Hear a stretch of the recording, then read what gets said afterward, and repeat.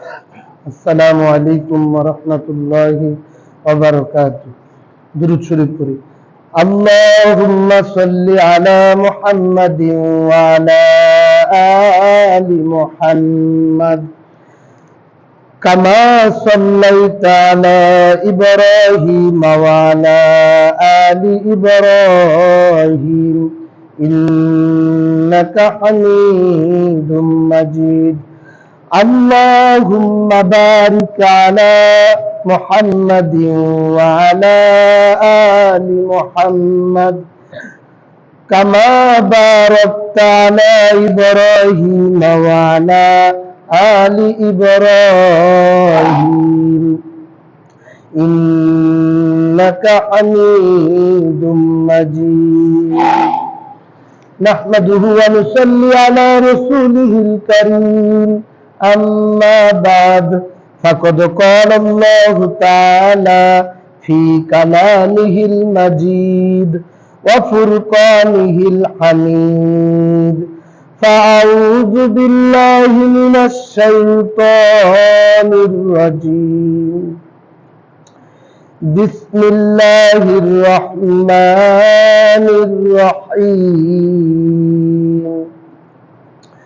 ومن يتق الله يجعل له مخرجا ويرزقه من حيث لا يحتسب صدق الله مولانا العظيم وقال النبي صلى الله عليه وسلم فقال ارجع إلى بلدك فلا حاجة لنا بك فإنا قوم لا نأكل حتى نجوع وتقوم عنه ولم نشبع منه أو كما قال عليه الصلاة والسلام। الحمد لله। মহান আল্লাহ পাকের দরবারে লাখো কোটি শুকরিয়া যে আল্লাহ সুবহানাহু ওয়া তাআলা আমাকে আপনাকে পবিত্র শাওয়াল মাসের আজকে দ্বিতীয় শুক্রবার প্রথম জুমায় আলোচনা হয়েছিল যে পরহেজগারির উপর পদ্ধতি বহাল রাখার পদ্ধতি সম্পর্কে আলোচনা চলতেছিল। তাকওয়া অর্জন করলে এর উপকারিতা সম্পর্কে, অর্জন করলে কি লাভ, এই লাভ জানলে কি হবে, আমার তাকওয়া অর্জন করার আগ্রহ তৈরি হবে। আর যদি তাকওয়া এর ফায়দা কি, উপকারিতা কি, এটাই যদি আমি না জানি, তাহলে তাকওয়া অর্জন করার জন্য আমার কোনো এর প্রতি কি হবে না, আগ্রহ তৈরি হবে না। তো এই জন্য আগ্রহ কিভাবে তৈরি হয়, এর উপকারিতা কি, আজকের এই বিষয়বস্তু হলো তাকওয়ার উপকারিতা সম্পর্কে। পবিত্র কোরআনের যে সূরা তালাকের 2 থেকে 3 নম্বর আয়াত আমি তেলাওয়াত করেছি, এই আয়াতের মধ্যে আল্লাহ তাআলা বলতেছেন ওয়ামান ইয়াত্তাকিল্লাহ, যে ব্যক্তি আল্লাহকে ভয় করবে, যে ব্যক্তি আল্লাহকে ভয় করবে, ইয়াজআল লাহু মাখরাজা, আল্লাহ তাআলা তার জন্য পথ বের করে দিবেন, কোন রাস্তা বের করে দিবেন, সহজ করে দিবেন। যে ব্যক্তি আল্লাহকে ভয় করবে, আল্লাহ তার জন্য সহজ রাস্তা বের করে দিবেন তার বিপদের সময়। এরপর আল্লাহ তাআলা আরো বলতেছেন ওয়ারযুকুহু মিন হাইসু লা ইয়াহতাসিব, আল্লাহ তাআলা ওই ব্যক্তির জন্য রিজিকের ফয়সালা করে দিবেন যে কি করে সে কল্পনাও করতে পারে না, তার ধারণার অতীত আল্লাহ তাআলা তার সে ধারণাও করে নাই এমন জায়গা থেকে আল্লাহ তাআলা তার জন্য রিজিকের ব্যবস্থা করে দিবেন। কি করলে? আল্লাহকে ভয় করলে। তাহলে এক কোরআনের আয়াত থেকে আমরা বুঝতে পারলাম যে ব্যক্তি আল্লাহকে ভয় করবে, আল্লাহ তাআলা তার জন্য বিপদের সময় সহজ রাস্তা বের করে দিবেন এবং আল্লাহ তাআলা তার জন্য রিজিকের ব্যবস্থা করে দিবেন সে যে কি করতে পারে না, কল্পনাও করতে পারে না এমন ধারণার অতীত থেকে, মানে তার জন্য আল্লাহ তাআলা রিজিকের ব্যবস্থা করে দিবেন। সুবহানাল্লাহ। মুহতারাম হাজরিন, রিজিক হলো 2 প্রকার। রিজিক কয় প্রকার? আমরা তো মনে করি খালি দুনিয়ার যে কাপড় চোপড়, বাসস্থান, খাওয়া দাওয়া, এগুলির নামই রিজিক, কিন্তু না, মুফাসসিরিন কেরাম বলেন রিজিক হলো 2 প্রকার। একটা হলো দেহের রিজিক, আরেকটা হলো রূহের রিজিক। কিসের রিজিক? একটা হলো আমার রূহকে যেমন সুস্থ রাখার জন্য বিভিন্ন ধরনের আইটেমের খাদ্য খাবার আমি গ্রহণ করি, আমার এই দেহকে সুস্থ রাখার জন্য দুনিয়ার তৈরি আসবাব আল্লাহ তাআলা এখান থেকে আমি খাদ্য কি গ্রহণ করতেছি। বলে আমার এই রূহেরও কি হয় সুস্থ রাখার জন্য এটারও কি হয় রিজিকের প্রয়োজন হয়। মুহতারাম হাজরিন, এই কথাটাই আল্লাহ তাআলা বলতেছেন যে আমি যদি আল্লাহকে ভয় করি আল্লাহ তাআলা আমার এই দুই প্রকার রিজিকেরই ব্যবস্থা করে দিবেন। সুবহানাল্লাহ। আমার দেহের রিজিকের ব্যবস্থা আল্লাহ তাআলা করবেন, আমার রূহে যে অন্তর যে কলব এটা যে সুস্থ থাকবে এর রিজিকের ব্যবস্থা আল্লাহ তাআলা আমার করে দিবেন। সুবহানাল্লাহ। কিসের মাধ্যমে? আল্লাহকে ভয় করার মাধ্যমে। আমি যদি আল্লাহকে ভয় করি তো আল্লাহ তাআলা আমাকে দেহের রিজিক এবং রূহের রিজিক দুইটার ব্যবস্থা আল্লাহ তাআলা করে দিবেন। এরপরে শুধু তাই করেন নাই, সূরা নাহলের ৯৭ নম্বর আয়াতে আল্লাহ তাআলা বলেন যে ব্যক্তি আল্লাহকে ভয় করবে, যে ঈমানদার হবে, মুমিন হবে, সেই চাই সে নারী হোক আর পুরুষ হোক, শর্ত কি আল্লাহকে ভয় করবে, নেক আমল করবে। পবিত্র কোরআনের মধ্যে আল্লাহ তাআলা বলেন বিসমিল্লাহির রহমানির রহিম মান আমিলা সালিহান মিন যাকারিন আও উনসা ওয়া হুয়া মুমিন, যে ব্যক্তি মুমিন হয়ে নারী হোক আর পুরুষ হোক সে যদি কি করে নেক আমল করে, ভালো কাজ করে, নেক কাজ করে, ফালানুহইয়ান্নাহু হায়াতান তাইয়্যিবাতান, আল্লাহ তাআলা বলেন অবশ্যই অবশ্যই আমি তাকে দুনিয়ার জীবনে পবিত্র জীবন দান করব। কি জীবন দান করবে? আল্লাহ তাআলা তাকে পবিত্র জীবন দান করবেন। ওয়ালানাজজিয়ান্নাহুম আজরাহুম বিআহসানি মা কানু ইয়ামালুন, আল্লাহ তাআলা বলেন যে ব্যক্তি কি করবে, নেক কাজ করবে, নেক আমল করবে, আমি তার প্রতিদান বহু গুণে বাড়ায় দান করব। সুবহানাল্লাহ। বলতেছে ওয়ালানাজজিয়ান্নাহুম, আমি অবশ্যই তাকে প্রতিদান দান করব, আজরাহুম, তার যে কাজের নেক আমলের বিআহসানি, সে যে নেক আমল করবে, ভালো কাজ করবে, মা কানু ইয়ামালুন, যা সে কোনো মনেও করতে পারে না এরকম প্রতিদান আল্লাহ তাআলা তাকে দান করবে, অনেক সওয়াব তাকে দান করবে। যদি সে মুমিন হয়, সে মুমিন হয়ে নারী হোক আর পুরুষ হোক, আল্লাহর নেক আমল এরকম ভাবে যদি কি করে নেক আমল করে, নেক কাজ করে, আল্লাহ তাআলা এর প্রতিদান বহু গুণে দান করবেন। মুহতারাম হাজরিন, মানুষ যদি কোরআন হাদিস অনুযায়ী তার জীবনকে পরিচালনা করে, কি করে পরিচালনা করে, বলে এরকম যে বিধানগুলি বলা হলো আল্লাহর ভয় তাকওয়া যদি সে অর্জন করে, সে দুনিয়াতে কি থাকবে বলেন? সুস্থ থাকবে। সে দুনিয়াতে সুস্থ থাকবে। হুজুর এটা আপনি কেমনে করলেন সুস্থ থাকবে? বলে এরকম যে ব্যক্তি আল্লাহকে ভয় করবে সে হারাম খাবার খাবে না, সে মদ পান করবে না, নেশা করবে না, অপচয় করবে না, বেহুদা খরচ করবে না। তাহলে এই লোকটা যে আল্লাহরে ভয় করার কারণেই, এই সমস্ত হারাম থেকে বেঁচে থাকার কারণে তার রোগ ব্যাধি হবে না, ঠিক না? তাহলে এই লোকটা কি থাকবে? সুস্থ থাকতে পারবে। তাহলে সুস্থ থাকা যাবে কি? আল্লাহ তাআলার ভয় বিধান, আল্লাহ তাআলার তাকওয়া যদি অর্জন করতে পারে, এই লোকটা খাওয়ার সময় সে নবীর সুন্নত তরিকায় খাবে, দস্তরখানা বিছাবে, ক্ষুধা লাগলে সে খাবে, ক্ষুধা রাইখে সে খাবে, তারপরে সে সময় মতো আল্লাহ তাদের হুকুমগুলি আদায় করবে। এই লোকটা কখনো কি হবে না বলেন? অসুস্থ হবে না, সে সুস্থ থাকবে। ইসলামের বিধান যে মানবে, আল্লাহ তাআলা তাকে পরিপূর্ণ দুনিয়াতেও শান্তি দিবেন, আখিরাতেও শান্তি দিবেন। মুহতারাম হাজরিন, যারা নবী করিম সাল্লাল্লাহু আলাইহি ওয়াসাল্লামের জামানায় মিশরের বাদশা মুকাউকেস, হ্যাঁ বলে এই বাদশা নবীজির কাছে একজন ডাক্তার উপহার স্বরূপ পাঠাইছে। কি পাঠাইছে? একজন ডাক্তার পাঠাইছে। মুসলমান যদি অসুস্থ হয় তাদের চিকিৎসা করবে, খ্রিস্টান একটা ডাক্তার পাঠাইছে। মিশরের বাদশা মুকাউকেস, এই বাদশা পাঠানোর পরে ডাক্তার নবীজির কাছে গেছে যে মিশরের বাদশা আপনার জন্য উপহার স্বরূপ পাঠাইছে, ঠিক আছে আপনি চেম্বার খুলে বসেন, যদি রোগী পান চিকিৎসা করবেন। নবীজি বলছে, বলার পরে সে চেম্বার খুলে বসে আছে। 1 মাস হয়ে যায়, কোন মুসলমান, কোন সাহাবী অসুস্থ হয়ে ডাক্তারের কাছে আসে না। বাধ্য হয়ে ওই ডাক্তার নবীজির কাছে গেছে, খ্রিস্টান ডাক্তার, যা বলতেছে ওগো আল্লাহর রাসূল, আমি খ্রিস্টান বলে কি আমার কাছে কোনো রোগী কি আসতে পারে না?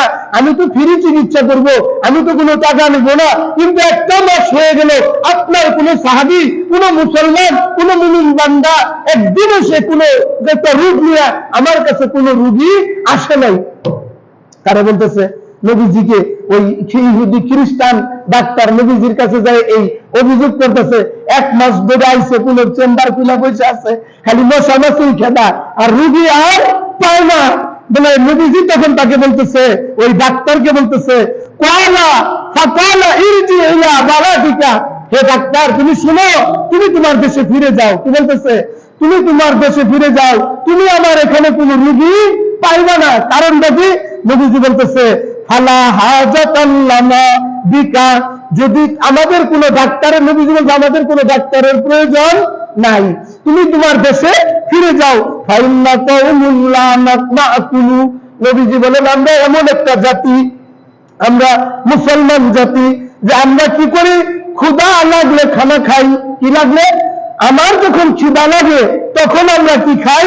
খাবার খাই। নবীজি বলতেছে এই শিক্ষা আমার সমস্ত সাহাবীদেরকে আমি দিয়ে দিচ্ছি।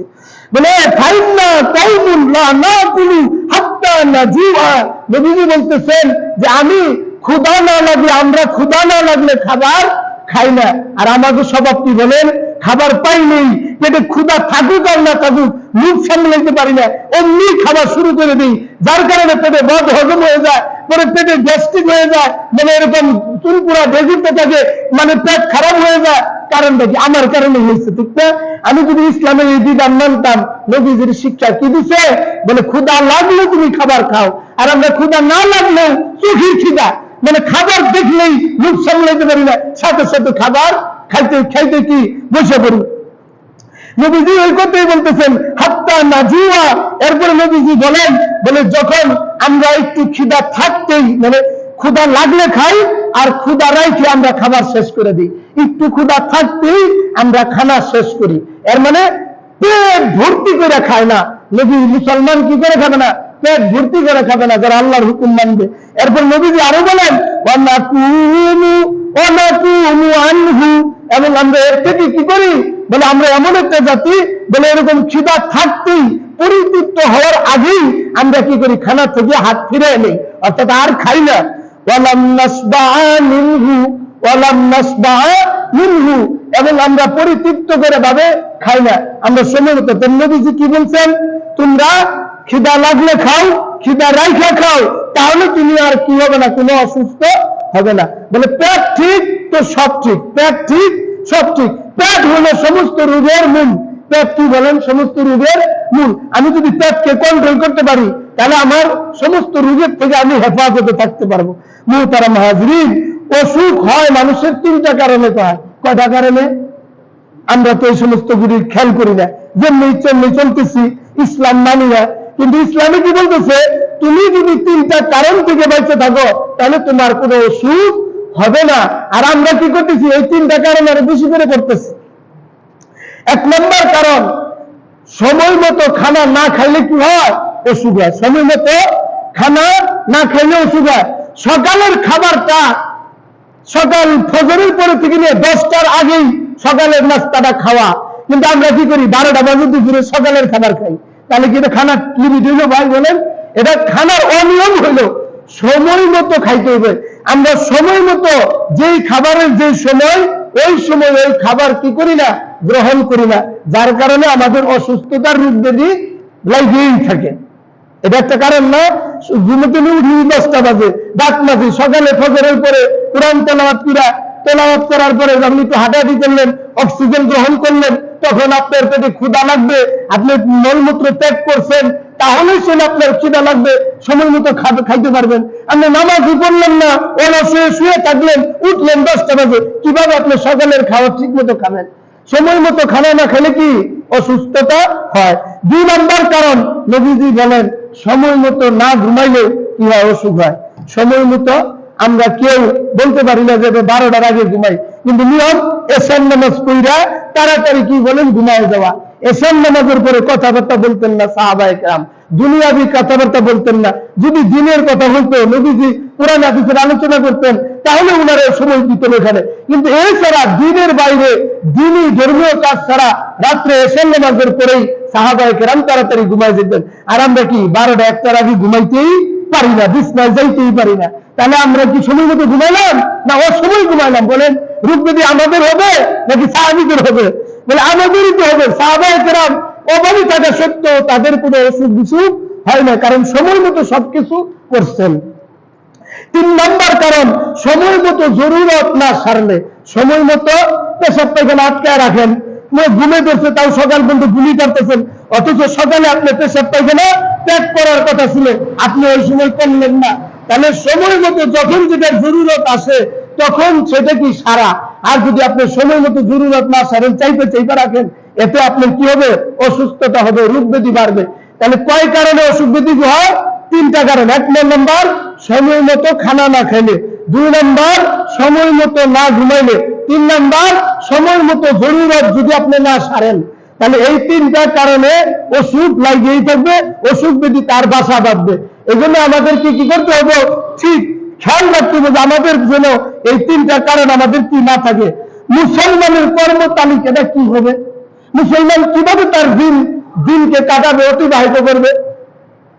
মুসলমান ফজরের আগেই ঘুম থেকে কি করবে? উঠবে, উঠার পরে ওযু করবে, ওযু করলে সে মসজিদে নামাজ পড়তে যাবে। সকালের যে হাওয়াটা, এই হাওয়ার মধ্যে হাজার রোগের প্রতিষেধক অক্সিজেন আল্লাহ তাআলা রেখে দিচ্ছেন।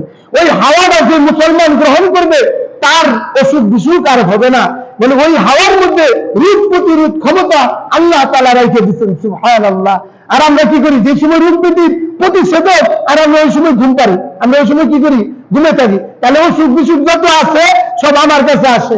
আর যেটা নিলে, যে অক্সিজেন গ্রহণ করলে অসুখ বিসুখ আমার থেকে দূর হয়ে যাবে, সেই অক্সিজেন আমি কি করতেছি না? গ্রহণ করতেছি না। ঘরের মধ্যে আবদ্ধ, লেপের তেলে খেতার তেলে আমি ঘুমায় রয়েছি। তাহলে আমি কি সেই অক্সিজেন পাইলাম? বিশুদ্ধ হাওয়াটা আমি পাইলাম না। মুহতারাম হাজিরিন, এই জন্য আমাকে কি করতে হবে? মুসলমানের কর্ম তালিকা, ফজরের নামাজের সময় উঠবে, এরপরে ওযু করবে, নামাজ পড়বে, ফজরের সময় আবহাওয়া গ্রহণ করবে, কোরআন তেলাওয়াত করবে, ইশরাকের নামাজ পড়বে, এরপরে নাস্তা করবে, নাস্তা করার পরে দুনিয়াবি কর্মে সে নেমে যাবে। কর্মে নেমে যাওয়ার পরে জোহরের আগ পর্যন্ত সে দুনিয়াবি কাজ করবে। যতক্ষণ সে কাজ করবে ততক্ষণ তার ইবাদত হবে। সুবহানাল্লাহ। কারণ সে ফজরের নামাজ পড়ে কামে শুরু করছে।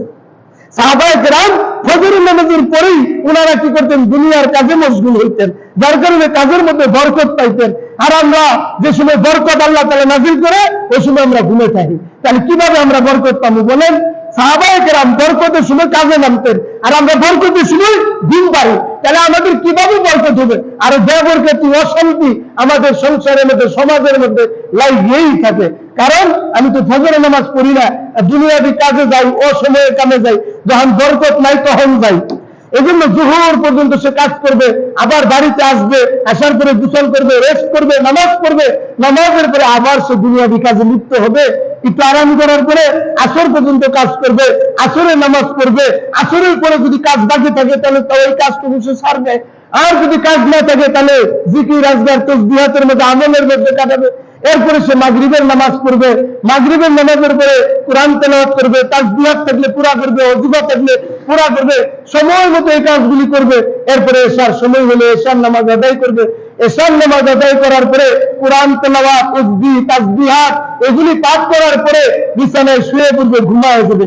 এই যে হলো মুসলমানের কর্ম তালিকা, দৈনিক কাজের তালিকা মুসলমানের। মুসলমান যদি এর বাইরে তার কর্মের রুটিন করে তাহলে কোনোদিন সে শান্তি পাবে না, সে অশান্তির মধ্যে পড়বে, অসুখ বিসুখ আসবে, তার সংসারে বরকত হবে না, অশান্তি লেগেই থাকবে। নাউযুবিল্লাহ। আল্লাহ তাআলা আমাদেরকে মুসলমানের কর্ম পদ্ধতি, কর্ম তালিকা অনুসরণ করার তৌফিক দান করেন। সকলে বলেন আমিন। মুহতারাম হাজিরিন, এইভাবে যদি আমার কর্ম তালিকাকে আমি সময় মতো কাজে লাগাই তাহলে আল্লাহ তাআলা আমাকে রোগ ব্যাধি থেকে হেফাজত করবে। সময় মতো খাইলে, বলে এক লোক এরকম কি করতো? সরাই খাবার পাশে সবসময় লেবু নিয়ে বসে থাকতো। কি নিয়ে? লেবু নিয়ে বসে থাকতো। আগের যুগের কথা বলতেছি। সরাই খানা মানে হোটেল, ওরকম হোটেল বা মুসাফির খানা, মুসাফিররা এসে খাবার খাইতো, ওদের খাবার দিত।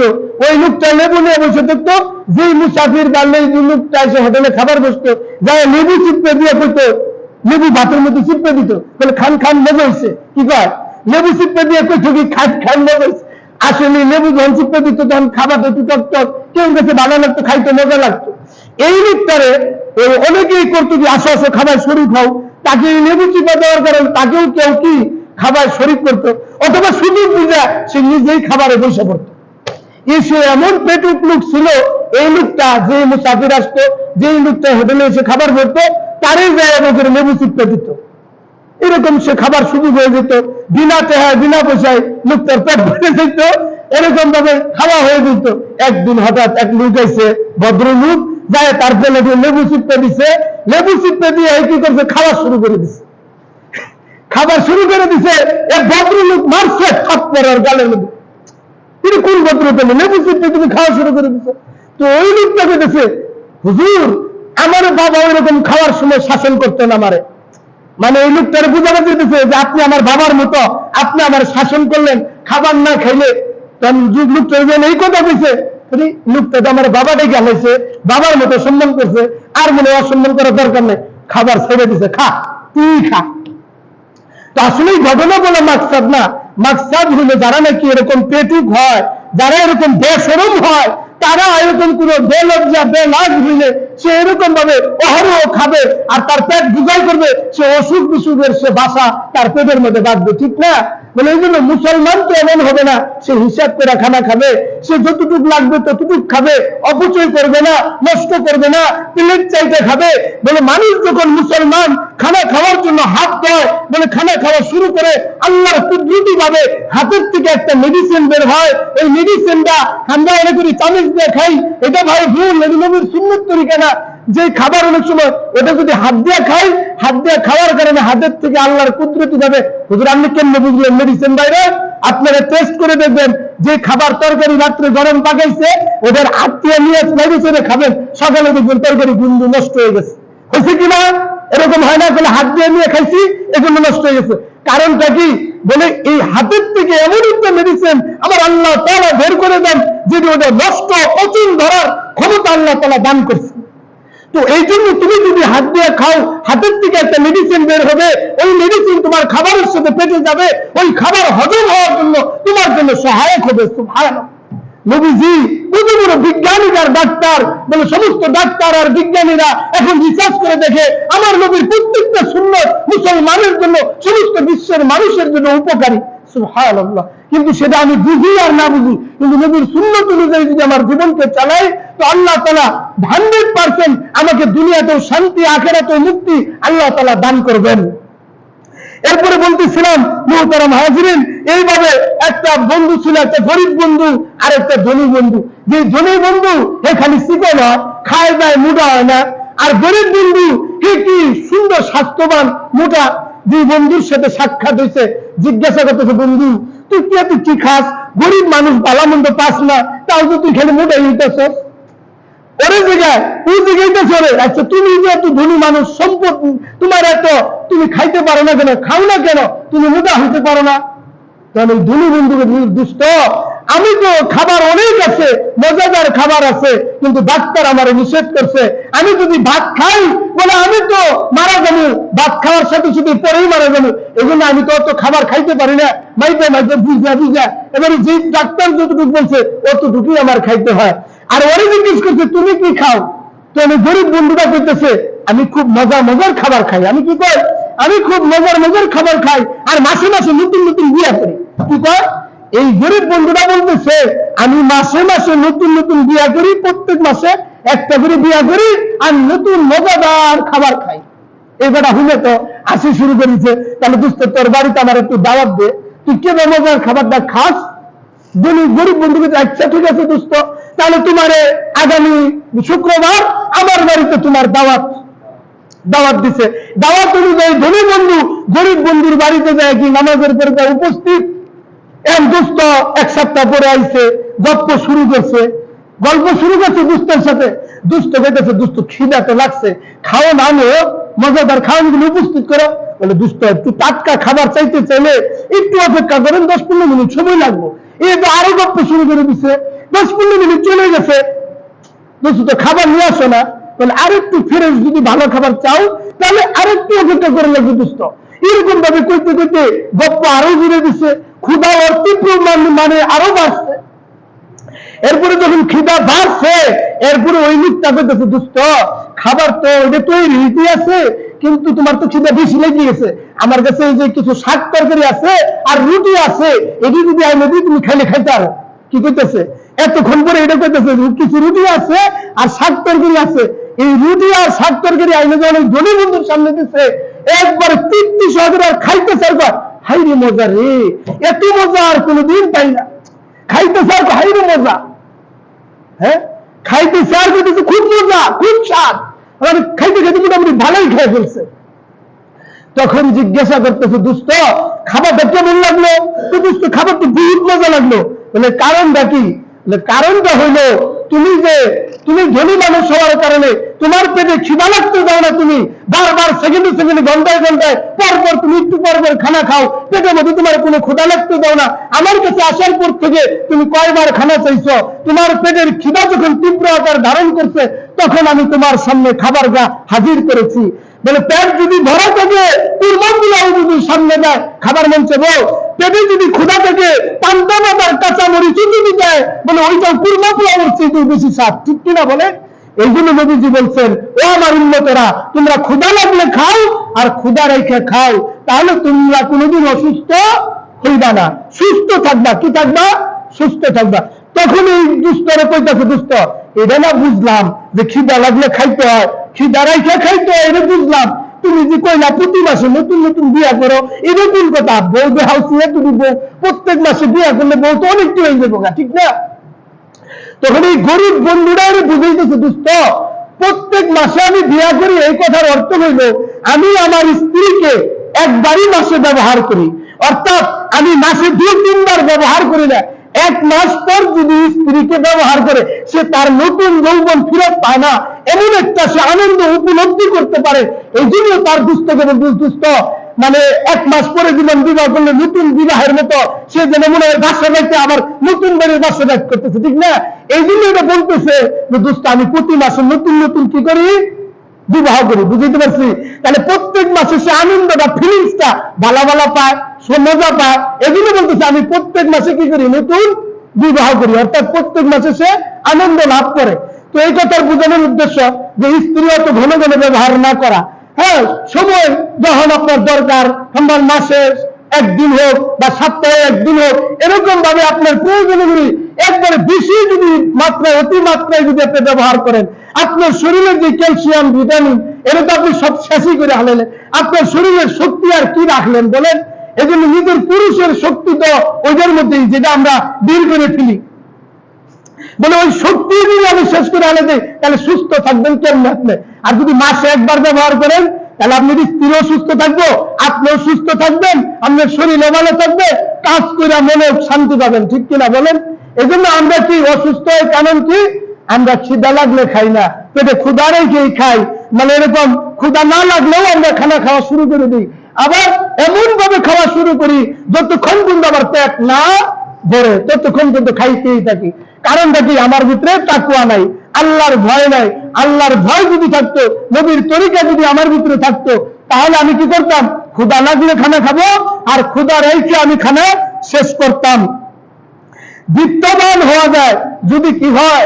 আল্লাহর ভয় কোনো মানুষের অন্তরে থাকে।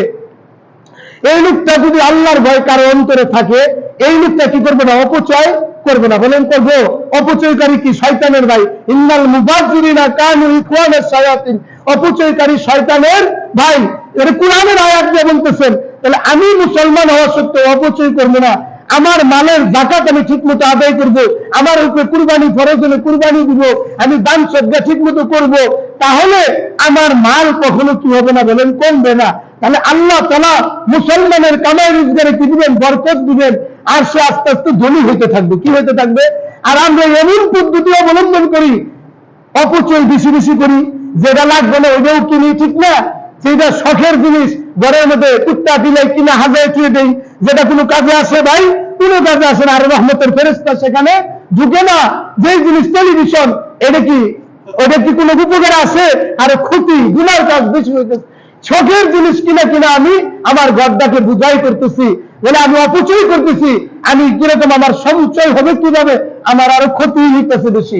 এই জন্য মুহতারাম হাজিরিন, একজন মুসলমান যদি আল্লাহর হুকুম মানে, নবীর তরিকায় চলে, তাহলে আল্লাহ তাআলা তাকে দুনিয়াতেও ধনী বানাই দিবেন, আখিরাতেও তাকে আল্লাহ তাআলা মুক্তি দান করবেন। পবিত্র কুরআনের সূরা মুমিনের 1 থেকে 3 নম্বর আয়াতে আল্লাহ তাআলা বলেন, বিসমিল্লাহির রহমানির রহিম, ক্বাদ আফলাহাল মুমিনুন। বলে মুমিনগণ সফল কাম। আল্লাহ কি বলেন? যারা নাকি মুমিন, মুসলমান, আল্লাহকে ভয় করে, এদেরকে আল্লাহ কি বলছেন? সফল কাম। আর আমরা দুনিয়াতে সফল কাম কারে বলি? যে নাকি অল্প সময়ে গাড়ি বাড়ি টাকা পয়সা সব করে ফেলছে, এই লোকটারে আমরা যে সাকসেস সফল হয়েছে, ব্যবসায় অল্প দিনে লাভবান হয়ে গেছে। আল্লাহ কি কয়? যে নাকি মুমিন হয়েছে, আল্লাহর ভয় অর্জন করছে, নবীর তরিকায় চলছে, এই লোকটারে আল্লাহ তাআলা সফল কাম বলছেন। কি বলছেন? সফল কাম। আল্লাযীনা হুম ফি সালাতিহিম খাশিউন, যারা মুমিন হবে তারা তাদের নামাজে বিনয়ী এবং নম্র হবে। নামাজে দাঁড়াবো নম্র হয়ে ভদ্র হয়ে, নামাজ এত সুন্দরভাবে খুশি-খুশির সাথে নামাজ আদায় করবে যারা মুমিন। এরপরে আল্লাহ তাআলা আরো বলেন, ওয়াল্লাযীনা হুম আনিল লাগwi মুরিদুন, যারা ঈমানদার মুমিন হবে তারা অসার অনর্থক কাজকর্ম থেকে নিজেকে কি করবে? বাঁচায় রাখবে। অনর্থক অশ্লীল বেহায়াপনা কাজের থেকে নিজেকে বাঁচায় রাখবে, অসার কথাবার্তা থেকে বাঁচায় রাখবে। হ্যাঁ, বলে এরকম যদি আমি নিজেকে হেফাজত করতে পারি,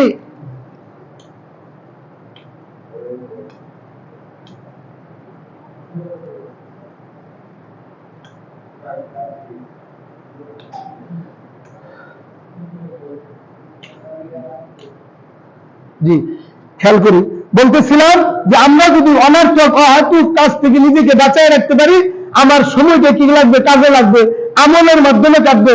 বলে আমি দুনিয়াতেও দামি হয়ে যাব, আখিরাতেও দামি হয়ে যাব। আর আমরা কি করি? যে জিনিস দরকার সেটা কিনি না, যেটা অদরকারি সেটা কিনে ঘর বইয়ে রাখি, তাহলে আমি অপচয় করলাম। আর আমি মনে করি মানুষ যদি এরকম গুনাহের কাছে দান করে বেশি, এই লোকটারে টেকাওয়ালা হয়ে গেছে, অনেক দান করে। মুহতারাম হাজিরিন, এদের নাম দানশীল না, কিন্তু সে কি করে? জায়গা মতো কৃপণতা করে, আর যেখানে দরকার সেখানে খরচ করে, এদের নাম সে কৃপণ লোক না। আর যেখানে দরকার না কিন্তু ওই জায়গায় খরচ করে, বলে কিন্তু জায়গা মতো খরচ করে না, কিন্তু এই লোকটা হলো কৃপণ। জাকাত দেওয়া দরকার জাকাত দেয় না, দান করা দরকার দান করে না, আত্মীয় স্বজন প্রতিবেশীর খবর নেয় না, এই লোকটা হলো কৃপণ। ধন সম্পদ থাকা সত্ত্বেও যে তার জায়গা মতো খরচ করে না, এই লোকটাকে কি বলেছে বলেন? কৃপণ। মুহতারাম হাজিরিন, এরকম ভাবে হযরতে উসমান রাদিয়াল্লাহু তাআলা তখন নবী সাল্লাল্লাহু আলাইহি ওয়াসাল্লামের জীবিত, হুজুর সাল্লাল্লাহু আলাইহি ওয়াসাল্লামের কাছে এক লোক আসছে, সে ব্যবসা করত, ব্যবসা করার কারণে সে ব্যবসায় লস খেয়ে অনেক ডাউন হয়ে গেছে, মানে এখন সর্বশান্ত হয়ে গেছে। নবীজির কাছে এসে তার বিস্তারিত খুলে বলছে, ইয়া রাসূলুল্লাহ, আমার এই অবস্থা, এখন আপনি আমার কিছু সহযোগিতা করেন। নবীজি তাকে বলছে, আমার কাছে এখন দেওয়ার মতো তোমার কাছে কিছু নাই, তুমি এখন আমি একটা লোকের ঠিকানা বলে দিই, তুমি তার কাছে যাও। হযরত নবী করিম সাল্লাল্লাহু আলাইহি ওয়াসাল্লাম ইনি কি করলেন? তাকে পাঠাইলেন হযরতে উসমান রাদিয়াল্লাহু তাআলা আনহু, তার কাছে পাঠালেন। তাকে বলা হয় উসমানের গনি, অর্থাৎ যাকে বলা হয় ধনী, গনি অর্থ ধনী, অর্থাৎ আল্লাহ তাআলা নবী তার কাছে পাঠাইলেন। যখন ওই লোকটা হযরত উসমান রাদিয়াল্লাহু তাআলা বাড়ির দরজার সামনে গেছে, যাওয়ার পরে মানে একটু সন্ধ্যা সন্ধ্যা ভাব হয়ে আইছে, এমন সময় গেছে, যাওয়ার সময় বাহির থেকে আওয়াজ শুনতেছে। উসমান রাদিয়াল্লাহু তার স্ত্রীকে বলতেছে, এত মোটা করে বাতির শনিটা দেয়, কতগুলি তেল ফুটতেছে, একটু চিকন করে দিলে তো ভালো হতো, এত আলোর তো প্রয়োজন নাই, এত বড় ছোট ঘরের মধ্যে একটু কম আলো হলেই তো হয়। স্বামী স্ত্রীকে এই কথাগুলি বলতেছে, আর যে মুসাফির সাহায্য চাওয়ার জন্য গেছে, এই লোকটা বাহির থেকে এই কথাগুলি শুনছে। কথা বুঝতেছেন? শোনার পরে বলতেছে, আরে আমার কার কাছে পাঠাইলো? মনে মনে করতেছে, আমার কার কাছে পাঠাইলো? যে লোকটা বাতির একটু তেল বেশি পুরার কারণে স্ত্রীকে শাসন করতেছে, দমন দিতেছে, তাহলে এই লোকটা আমারও আর তো দিব। কথা বুঝছেন? এইটা মনে মনে বললা ঘরের থেকে ফিরত আসতেছে, মানে উনি পিস ব্যাক হয়ে চলে যাবে। তো আওয়াজ তো করছিল, শুরুতে এসে করে নাই, তখন উনি হযরত উসমান গনি দরজা খুলে দেয়, একটা লোক চলে যেতেছে। চলে যাওয়ার কারণে জিজ্ঞাসা করতে, ভাই আপনি কে? কোথায় আসছিলেন? কেন বা আসছিলেন? চলে যেতেছেন কেন? তখন ওই লোকটা আবার বেগে আইসা ফিরত আইসা তার ঘটনা আমি খুলে বলছে যে, আমি তো রাসূলুল্লাহ সাল্লাল্লাহু আলাইহি ওয়াসাল্লামের কাছে গিয়েছিলাম, তিনি আমাকে আপনার কাছে পাঠাইছে কিছু সাহায্য করার জন্য, সহযোগিতা করার জন্য। আপনি যদি করেন, আমি অনেক ব্যবসায়ী ছিলাম, অনেক টাকার মালিক ছিলাম, এখন ব্যবসায় লস খাইয়া আমি সব শেষ হয়ে গেছে আমার।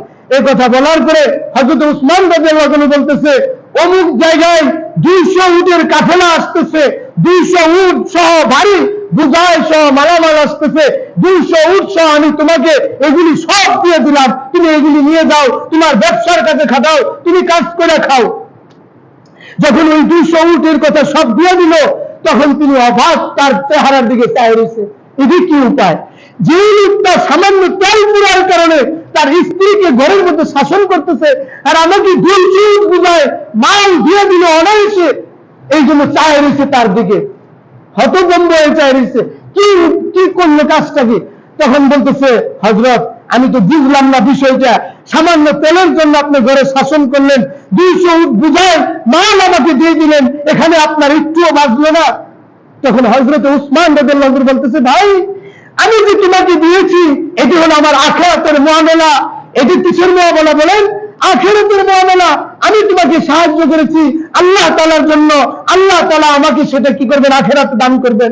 কিন্তু দুনিয়ায় যে আমার স্ত্রী তেল একটু বেশি পড়তেছে, একটু কম আলো হলেই চলবে, এই জন্য একটু তাকে এই জন্য সেজন্য বেশি খরচ না করে সেটা অপচয়ের মধ্যে পড়বে, এই জন্য আমি তাকে সেটাকে কি করেছি? বারণ করেছি। ওটা কি বলেন? দুনিয়ার মুআমালা।